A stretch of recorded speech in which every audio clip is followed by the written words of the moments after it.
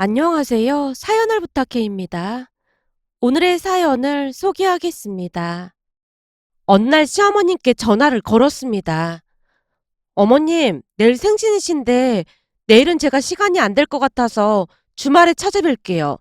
생신날 식사라도 같이 해야 하는데 정말 죄송해요. 아니다. 바쁜 거 뻔히 아는데 미안할 게 뭐가 있어. 이렇게 전화해 준 것만으로도 그냥 고맙구나. 생신날 미역국이라도 꼭 끓여 드세요.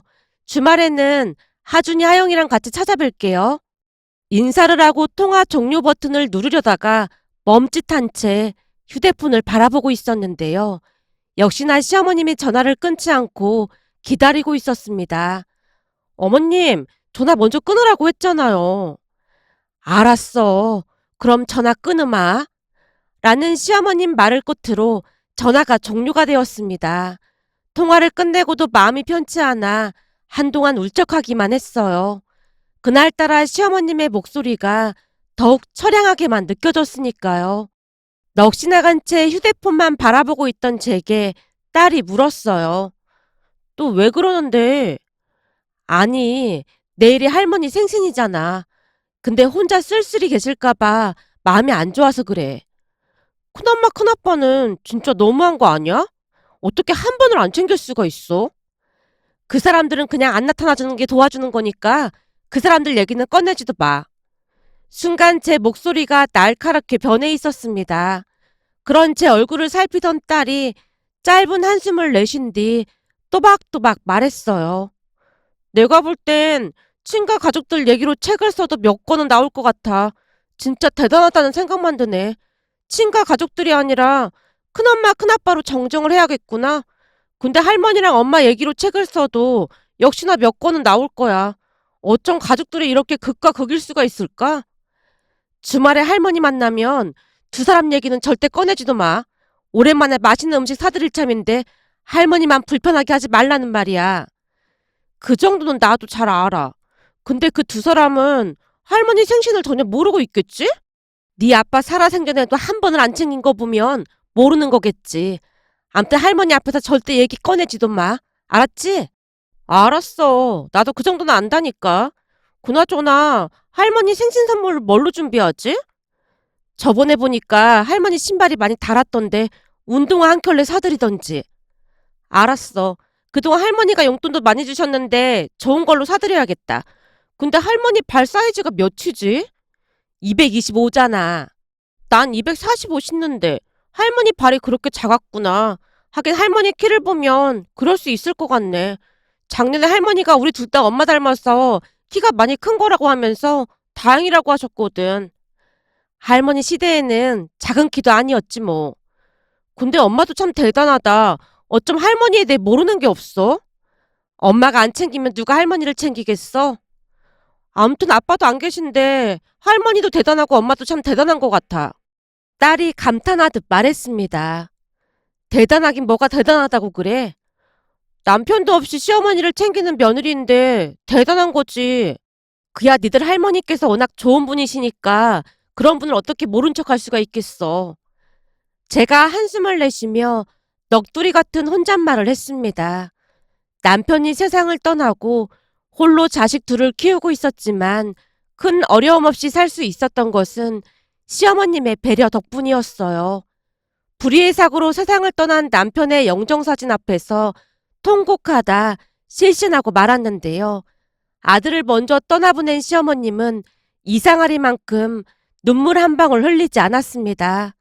정신줄을 놓고 있던 저와는 다르게 겉모습만 봐서는 담담해 보이기까지 했으니까요. 그런 시어머님을 손가락질하는 사람들도 있었어요. 아니 친엄마가 맞는 거야? 어쩜 엄마란 사람이 아들을 앞세우고 눈물 한 방울 안 흘릴 수가 있어? 그러게 말이야. 근데 내가 들어보니 저 엄마란 사람도 일찍 남편 보내고 청상 과부로 자식들 보고 살았다잖아. 한마디로 팔자가 아주 보통 드센 게 아닌 거지. 근데 며느리 팔자도 참 팍복하네. 어쩜 시어머니 팔자를 닮을 게 뭐래. 하지만 시어머님은 사람들이 무슨 말을 하던 절대 동요하지 않았습니다. 그저 한결같은 모습으로 저를 챙기며 장례식장을 지켰으니까요. 물론 형님과 아주버님도 장례식장을 지키긴 했지만 큰 위로가 되지는 못했습니다. 장례식이 끝나자마자 부의금 이야기를 꺼냈거든요. 어머님, 저희도 양심이라는 게 있으니까 부의금 들어온 것 중에 우리 앞으로 들어온 것만 가져갈게요. 넌 지금 그게 네 동서 앞에서 할 말이라고 생각하니? 그러니까 우리한테 들어온 것만 가져간다고 정중히 말씀드렸잖아요. 옆집 개가 세상을 떠났어도 니들처럼은 안 하겠다. 어머님이야말로 낱말할 처지가 아니잖아요. 뭐? 뜬금없이 그게 무슨 소리야? 며칠 밤을 지새웠던 시어머님의 눈이 빨갛게 충혈돼 있었는데요. 형님을 노려보던 시어머님이 다그쳤습니다. 낱말할 처지가 아니라니 그게 무슨 말이야? 어머님은 잘 못 들으셨나 본데 사실 장례식장에서 어머님 보고 친엄마가 맞냐고 묻는 사람들이 한둘이 아니었어요. 저야 피 한 방울 안 섞였으니까 그렇다 쳐도 어머님은 직접 배 아파 낳은 자식인데 어쩜 그렇게 담담할 수가 있는 거예요? 우리 그이가 세상을 떠나도 그럴 거라는 생각을 하니까 저도 어머님이 무섭게만 보이더라고요. 그러는 너는 시동생이 세상을 떠났는데 부의금 타령이나 하고 앉았어? 제가 시어머님 손을 잡고 고개를 가로저었는데요. 시어머님이 형님에게 쏘아붙였습니다. 니들한테 들어온 것만 정확하게 줄 테니까 나중에 딴소리 하지 마. 그리고 앞으로 내 앞에 나타나지 마라. 어머님, 이제 아들 며느리라고는 우리밖에 없는데 그런 말 함부로 하시면 안 되죠. 형님과 아주버님이 비아냥거리며 부의금을 챙겨서 돌아갔습니다. 그 뒤에 우리는 서로 연을 끊고 살고 있었어요. 시어머님도 연락을 안 하고 지내는 것인지 두 사람 이야기를 입에 올리지도 않았습니다. 그러던 어느 날은 남편 사망보험금이 나와서 시어머님을 찾아갔는데요. 문 밖에서 차마 초인종을 누르지 못한 채 다시 눈물을 터뜨리고야 말았습니다. 그렇게 얼마나 눈물을 흘리며 서 있었을까요? 옆집 아주머니가 집에서 나오다가 제게 물었습니다. 혹시 이 집에 온 거예요? 무슨 일인지는 모르겠지만 이 집 사람 며칠째 저렇게 통곡을 하고 있어서 만나기 어려울 거예요. 그동안 오다 가다 얼굴만 한두 번 봤던 사이에 이런 거 물어보기 좀 그렇지만 이 집 아들이 그렇게 됐다는 거 진짜예요? 아무리 들어도 울음소리가 너무 구슬퍼서 대충 짐작은 했는데 그게 맞는가 보네요. 라고 말하던 옆집 아주머니 눈시울도 붉어져 있었어요. 옆집 아주머니 말처럼 시어머님의 울음소리는 사람의 소리라고 하기에는 너무나 낯설게만 느껴지는 그런 소리였다고 해야 할까요? 아마도 장례식을 치르는 내내 꾹 참고 있었던 것이 아닐까 하는 생각마저 들었으니까요. 결국 초인종을 누르지 못한 채 발길을 돌려야만 했습니다. 또다시 며칠이 지났고 시어머님을 찾아갔는데요. 이제 안정을 찾은 듯 시어머님이 버선발로 달려나와 반겼습니다. 여기까지 웬일이야? 밥은 잘 챙겨 먹고 있는 거지? 하준이 하영이를 위해서라도 잘 먹어야 한다. 내가 마침 반찬을 좀 했는데 갈 때 가지고 가. 시어머님이 내내 제 손을 놓지 않은 채 다시 물었습니다. 어디 아픈 곳은 없지? 진짜 괜찮은 거지? 저는 괜찮아요. 어머님은 괜찮으신 거예요? 살이 많이 빠지신 것 같은데요? 난 아주 잘 지내고 있으니까 걱정하지 마라. 시어머님이 어색한 미소를 지어 보였는데요. 그동안 마음고생이 얼마나 심했을지 짐작이 되고도 남았습니다. 그런 시어머님에게 조심스레 보험금 이야기를 꺼냈어요. 어머님, 이런 말씀 드리기 좀 그렇긴 한데 그 이 보험금이 나왔어요. 그렇지. 산 사람은 살아야지. 많은 돈은 아니지만 어머님께도 드려야 할 것 같아서요. 네 남편 보험금을 왜 나랑 나눠? 시어머님이 뜬금없다는 표정으로 저를 빤히 바라봤고 제가 미안한 마음을 담아 입을 열었습니다. 어머님께서 들어주신 보험이었잖아요. 그건 결혼 전에 그랬던 거고 결혼하고 나서는 니들이 알아서 냈잖니. 그게 나랑 무슨 상관이 있다고 그래. 어머님께도 드려야 제 마음이 편할 것 같아서요. 됐어. 난 혼자 먹고 살만한데 넌 하준이 하영이도 키워야 하잖니. 엄마가 이렇게 마음이 약해서 어쩌려고 그래. 이제부터는 더 독하게 맘먹고 살아야 한다. 라고 시어머님이 조용히 그러나 단호하게 말했습니다. 시어머님의 진심에 눈물이 왈칵 쏟아져 나왔는데요. 힘들겠지만 잘 견뎌내야 한다. 알겠니? 순간 눈물이 딱 멈췄고 저도 모르게 고개를 끄덕였습니다.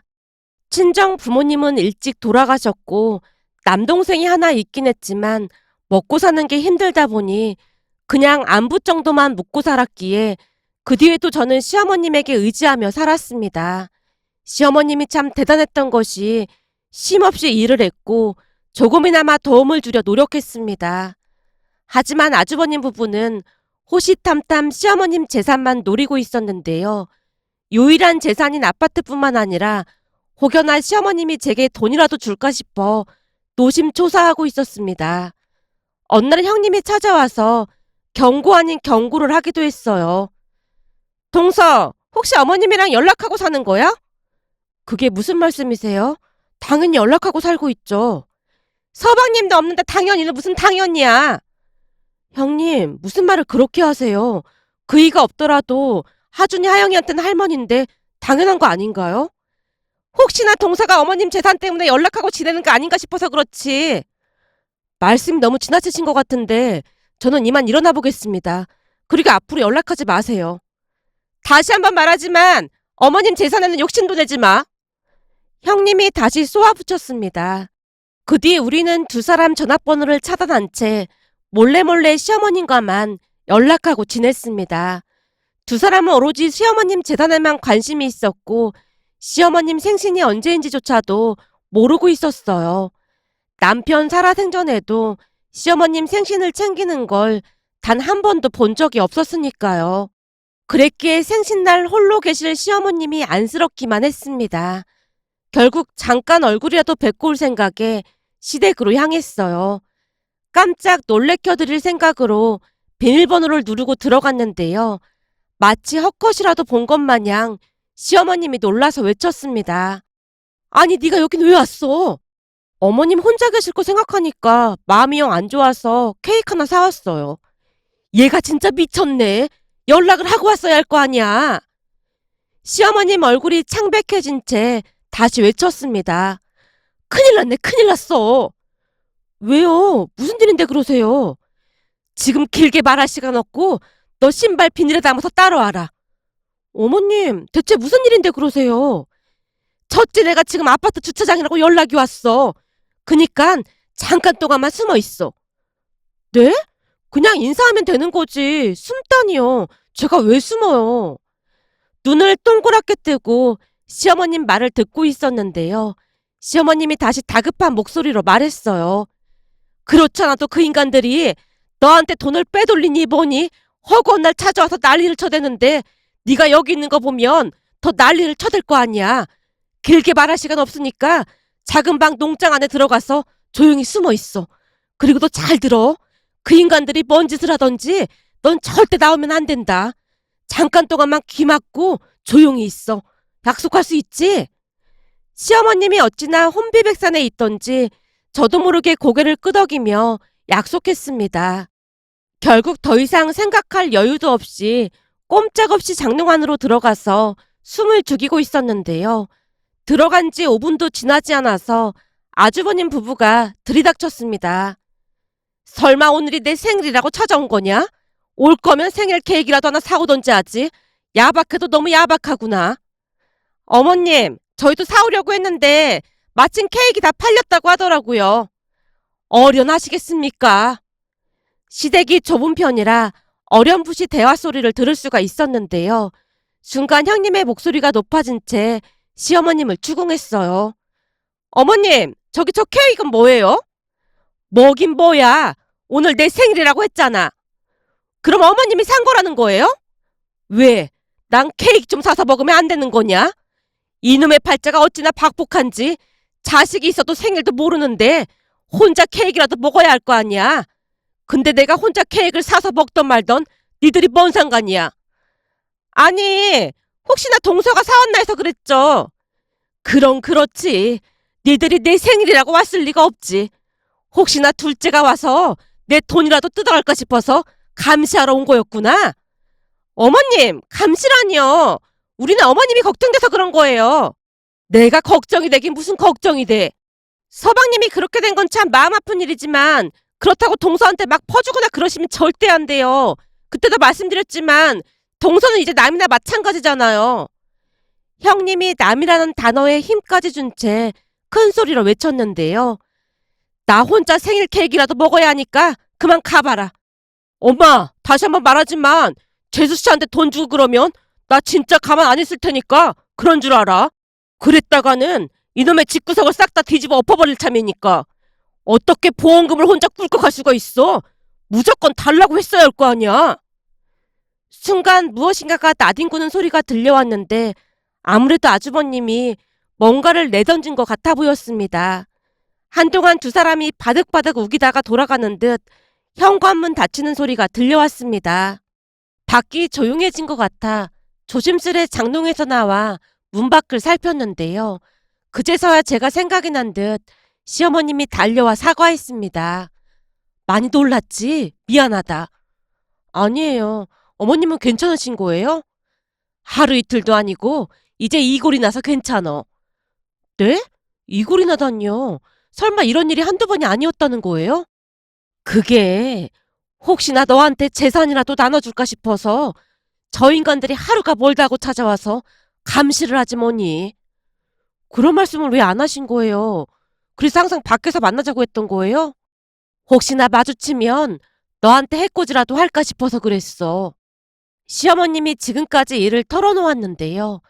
들어보니 두 사람이 허구한 날 찾아와서 돈을 달라고 난리를 친 건 아무것도 아니었고 시어머님 명의로 된 아파트를 형님 명의로 바꿔달라는 말까지 했다네요. 어머님, 우리가 곰곰이 생각해봤는데 이 집 명의를 제 이름으로 바꿔놓는 게 어떨까요? 뭐? 내 명의를 왜 네 명의로 바꿔? 혹시나 어머님 마음 약해져서 동서한테 넘기기라도 하면 큰일이잖아요. 그런 건 내가 알아서 할 테니까 상관하지 마라. 그리고 네 남편 이름으로 하는 것도 아니고 왜 네 명의로 해달라는 거니? 어머님도 아시다시피 이 사람은 주식이다 보다 사고를 많이 치고 다녔잖아요. 그래서 혹시나 싶어서 제 명의로 하자는 것뿐이에요. 그냥 쭉 사셔도 되니까 명의만 제 명의로 바꾸자는 거예요.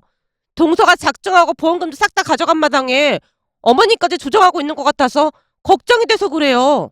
라며 시어머님을 설득하고 또 설득했다네요. 시어머님이 들은 척도 하지 않자 나중에는 아주버님이 술에 취해 찾아와서 아파트 명의를 바꿔달라며 난동을 피우기도 했답니다. 하지만 시어머님 생각은 확고했기에 단호하게 거절을 했다네요. 그 뒤부터 두 사람이 시댁을 드나들면서 감시 아닌 감시를 하기 시작했고요. 잠시 숨을 돌리던 시어머님이 땅이 꺼져라 한숨을 내쉬는 모습에 제가 조용히 물었습니다. 어머님, 괜히 저 때문에 더 난처하게 된 거 아니에요? 난처할 게 뭐가 있어. 내 집 내 맘대로 한다는데. 그 인간들한테는 절대 안 넘겨줄 참이야. 어쩜 하는 짓이 그리도 똑같은 건지 대단하더구나. 라며 시어머님이 고개를 절레절레 흔들었습니다. 그렇게 우리는 두 사람에게 들키지 않으려 노력하며 나름 잘 지내고 있었습니다. 그러던 어느 날은 퇴근하고 집으로 발길을 재촉하고 있었는데요. 사람들이 줄을 서서 뭔가를 사고 있었어요. 줄이 너무나 길게 늘어진 모습에 무슨 일인가 싶어 봤더니 복권을 사기 위해 기다리는 줄이었습니다. 순간 남편 생각이 나서 눈시울이 붉어지고 말았는데요. 남편은 결혼 전부터 재미삼아 매주 5,000원씩 복권을 사곤 했어요. 처음에는 아까운 돈만 낭비하는 짓이라며 잔소리를 했지만 남편이 웃으며 졸랐습니다. 여보, 내가 술 담배를 하는 것도 아니고 그냥 일주일에 5,000원씩만 살게. 이게 말이야, 일주일을 기다리는 재미가 아주 쏠쏠하다니까. 라는 남편의 말에 더 이상 잔소리를 하지 않았습니다. 물론 복권이 당첨이 되진 않았지만 남편은 당첨이 되면 뭘 할까 하는 상상만으로도 행복해했습니다. 그런 남편 얼굴이 눈앞에 아른거렸고 저도 모르게 줄을 서서 복권을 구입했습니다.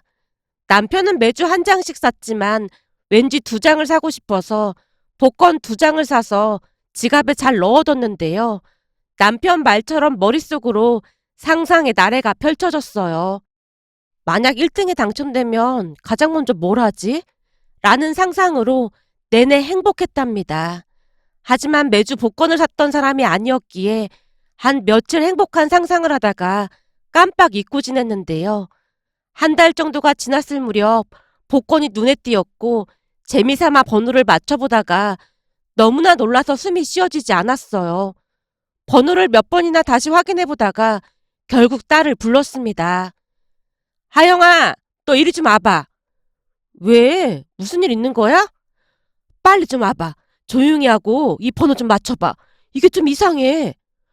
엄마 로또 샀어? 근데 뭐가 이상해? 아니, 진짜 이상한 게 엄마가 몇 번이나 맞춰봤는데 1등이야. 이게 말이나 되는 소리니? 엄마가 뭘 잘못 본 것 같으니까 네가 다시 좀 봐봐. 뭐? 1등? 딸이 놀란 목소리로 휴대폰으로 뭔가를 확인하더니 말했어요.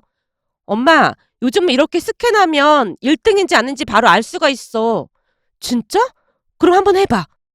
심장이 어찌나 두근거리던지 제가 눈까지 질끈 감고는 빌고 또 빌고 있었는데요. 미쳤어. 진짜 1등이야. 엄마, 진짜 1등인데? 딸이 놀란 목소리로 말을 했는데요. 뭐? 진짜 1등이란 말이야? 내가 1등이라고? 우리한테 어떻게 이런 일이 생겨? 1등이야, 1등! 하영아, 너 잘 들어.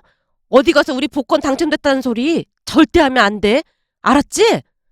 그 정도는 나도 알고 있거든. 근데 엄마는 실감이다. 설마 이거 꿈 아닌 거지? 조금 있다가 깨어나는 거 아니야? 제발 꿈이 아니었으면 좋겠다. 그제서야 실감이 나는 것인지 딸이 볼을 잡아당기고 있었어요. 저 또한 너무나 놀란 나머지 한동안 넋을 놓고 있었고요. 그 뒤 우리는 당첨 사실을 철저히 숨겼고 무사히 당첨금 20억 원을 수령했습니다. 그리고는 무엇을 할까 고민하다가 큰 결정을 내렸는데요. 항상 전세로 전전하며 살았기에 우리 가족이 편히 머물 수 있는 집이 가장 절실했습니다. 그렇게 난생 처음 상당히 큰 평수의 집을 샀고 리모델링까지 해서 집을 꾸몄습니다. 그러던 어느 날은 시어머님을 새로 산 집으로 모시고 와서 현관 밖에서 눈을 가리고 말을 꺼냈어요. 어머님, 깜짝 놀랄 만한 선물이 준비돼 있거든요. 왜 눈을 가리고 난리야? 깜짝 선물이라니. 그리고 여긴 어디니? 준비되셨죠? 제 손 잘 잡고 따라오셔야 해요. 라며 문을 열고 집 안으로 들어갔는데요. 여기가 앞으로 어머님이 지내실 방이에요. 라며 제가 손을 뗐고 잘 꾸며진 방을 보며 시어머님이 입을 다물지 못했습니다. 아니 이게 뭐니? 이 집은 뭐야? 이 집 이제 우리 거예요. 제가 샀어요. 그리고 이 방은 어머님이 지내실 방이에요. 그동안 있었던 일에 대해 자세히 설명했습니다. 제 말에 시어머님 또한 놀란 채 물었습니다. 그러니까 네가 로또 1등에 당첨됐다고? 그게 참말이야? 지금도 실감이 나진 않지만 여기가 꿈속이 아닌 게 확실한 것 같긴 해요. 근데 아주버님이랑 형님이 알면 골치 아플 것 같아서 절대 알리면 안 될 것 같아요. 그야 당연한 거지. 근데 내가 여기 들어와서 살아도 될런지 모르겠다. 그동안 집이 좁아서 따로 살았던 건데 이제는 합치는 거잖아요. 우리 앞으로 여행도 자주 다니고 행복하게 살아요. 제 말에 시어머님 눈시울이 붉어지면서 힘겹게 고개를 끄덕였는데요. 만감이 교차하는 듯한 그런 표정이었습니다. 그 뒤 시어머님은 있던 집을 전세로 주고 소리 소문도 없이 우리 집으로 들어왔습니다. 그 바람에 아주버님 부부가 시어머님을 찾고 난리도 아니었지만 우리는 전화번호까지 바꾼 채 완전히 연락을 끊었어요. 언젠가 우연히 소식을 듣긴 했는데 아주버님이 대출까지 받아서 주식을 하다가 어마어마한 금액을 날린 모양인지 두 사람이 이혼 소송을 하고 있다는 소리가 들려왔습니다. 딩크족으로 산다며 자식도 낳지 않았었는데 오히려 그게 다행이었다는 생각마저 들었답니다. 그 뒤 그들이 어떻게 되었는지 궁금하지도 않았고 알아볼 생각조차도 하지 않았습니다. 그리고 우리는 여전히 행복하게 잘 살고 있습니다. 문득 며칠 전 시어머님을 모시고 대학병원에서 건강검진을 받았는데 작은 용종 몇 개를 떼긴 했지만 건강에 큰 이상이 없다는 의사의 말에 안도의 한숨을 내쉬었답니다. 앞으로 시어머님이 건강하게 그리고 행복하게 오래오래 사셨으면 하고 간절히 바라봅니다. 오늘의 사연은 여기까지였습니다. 즐겁게 보셨다면 구독, 좋아요 부탁드립니다. 고맙습니다.